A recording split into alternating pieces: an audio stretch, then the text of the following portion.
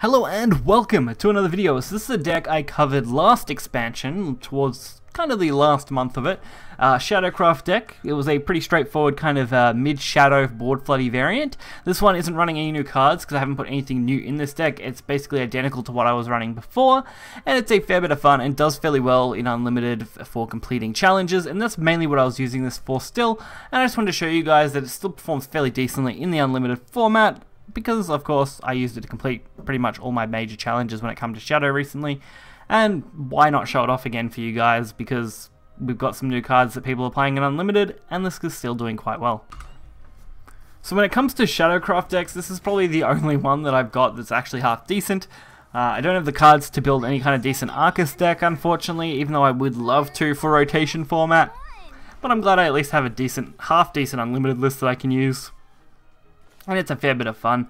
Usually you just want to mulligan for any low drops you can. It doesn't really matter which low drops you get, as long as you have something. I tend to favour Lurching Corpse and Bellinus, but I also don't mind getting the Peacock as well, because that's quite a nice early game card.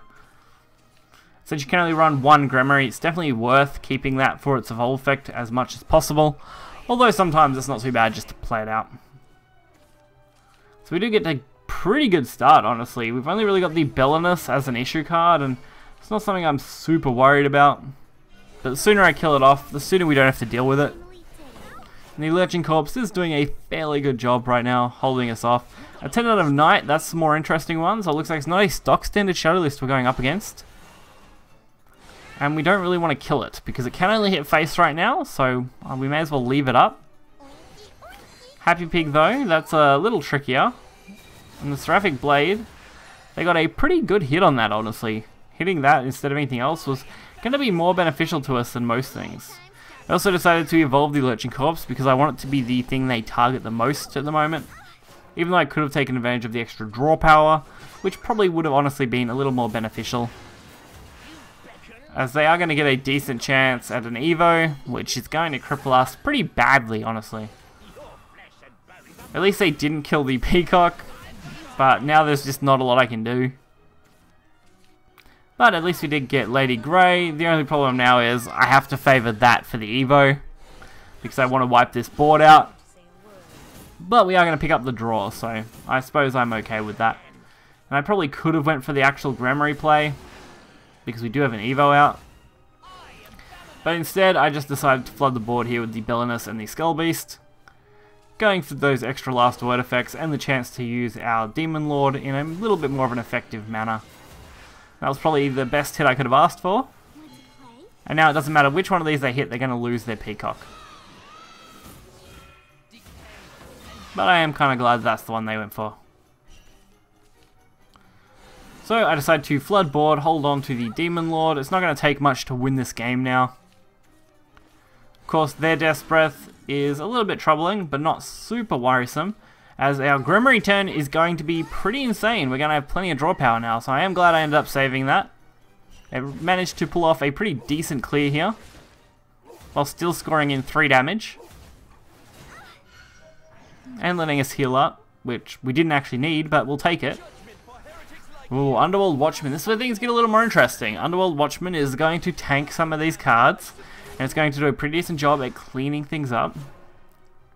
So it's definitely not a card we want to go up against. Probably could have done a better job at removing it, but honestly I think we made an okay decision. So we're going to get 9 damage, leaving them on just 4 health. And they have to wipe this board out, so good luck to them. Oh, Neff, that's a pretty good way to go.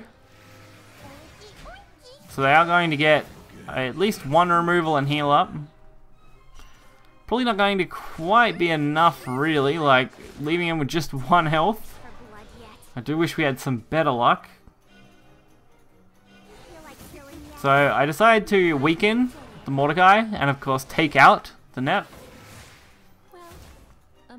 While also taking advantage of some draw power in Demon Eater to try for anything decent like another Demon Lord. But at this point, we're actually not in the worst spot. I mean, even with that complete removal, we don't need to buy too much more time, and we actually have lethal now thanks to soul conversion, so couldn't ask for a much better draw. We also had it with Demon Eater, I suppose, so we actually didn't need to draw anything. All we needed to be able to do, of course, was kill off one of the puppies from Cerberus to get 2 damage to face and win the game from that, so worked out quite well. There's just that little bit we needed. Now for our next up, we were going up against a Sword. Sword can be a little trickier of a matchup depending on the deck you're going up against. A full-on aggro deck usually isn't much of a problem because these mid-range decks tend to crush those. But if they are playing a more mid-rangey control style deck, then you can be in a bit of trouble. Of course, they don't stock many mass board clears, which does make Shadow a pretty reasonable matchup because, of course, we are a pretty much full board flood deck.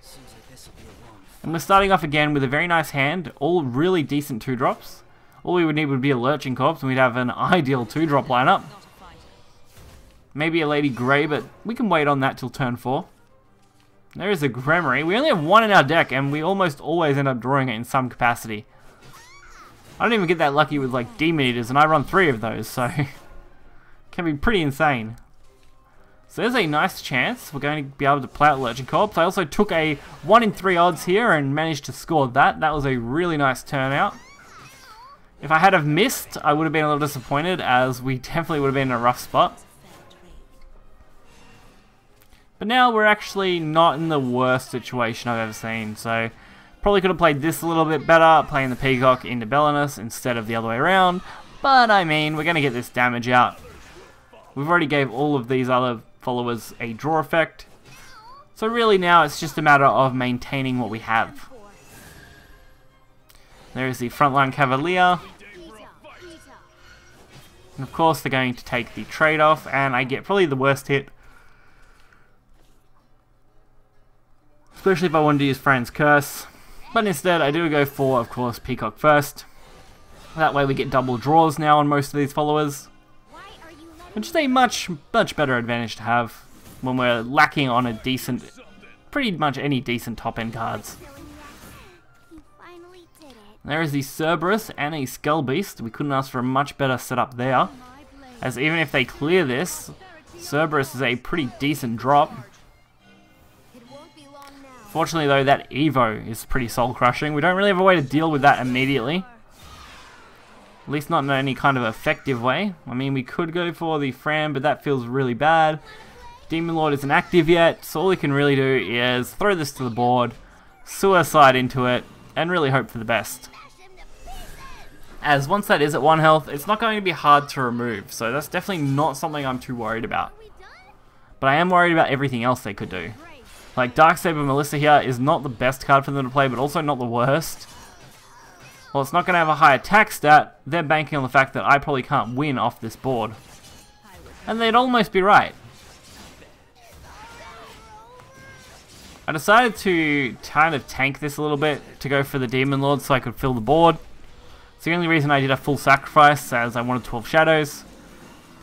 So that we could take out this completely and still retain a decent board for a Gremmery turn.